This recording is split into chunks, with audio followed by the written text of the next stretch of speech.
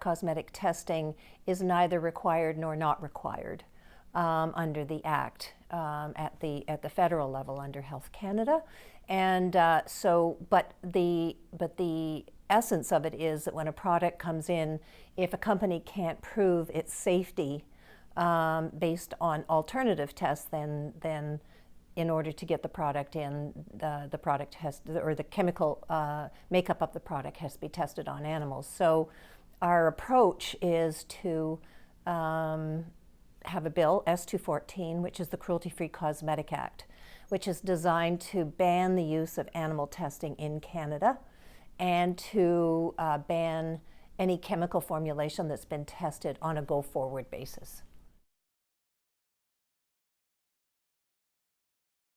So the bill has passed the Senate, and that happened in June, and it's now in the House of Commons, and it's has carriage under the Conservative Party because the person who did the bill in the Senate was a Conservative senator, and so the Conservatives have carriage of the bill in Parliament. And the health critic, Marilyn Gladu, is the person who is responsible for moving the bill forward. And so we're encouraging her to do that very quickly because the time frame to get the bill passed is extremely tight in parliamentary terms. The problem is that we don't know how many animals are being tested for cosmetic purposes in Canada, and that's because the body that governs it, the Canadian Council on Animal Care, although they count the numbers of animals used in various categories, one being testing.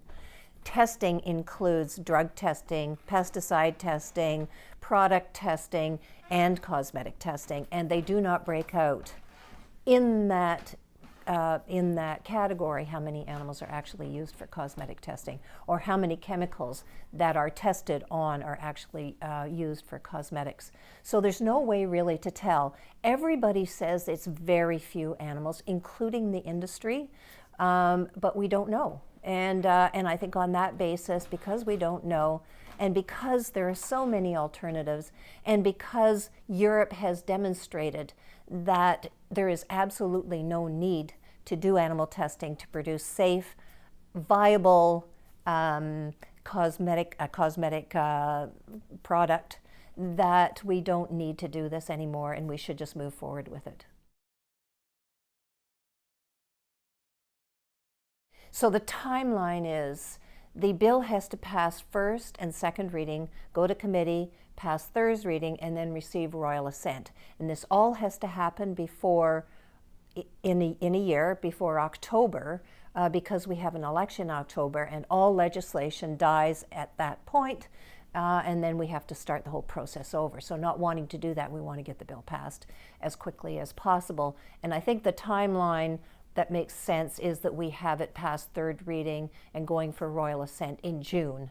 And I know that sounds like a fairly long time for people, but in parliamentary terms, it's like lightning speed to get this done. So what we encourage people to do is two things. I would say, call Marilyn Gladu's office and urge her to get this bill into first reading immediately. And second, call your own MP and get that person to commit to supporting Bill S-214, the Cruelty-Free Cosmetic Act, without any further amendments. The bill was amended very slightly in the Senate to reflect what happened in the European Parliament. So the bill gets passed, and then the companies have a 4-year phase-in period to meet the criteria of the bill. So all of the bases are really covered in terms of providing the companies with sufficient time to actually comply with the legislation. And so we're urging that it get passed without any further amendments.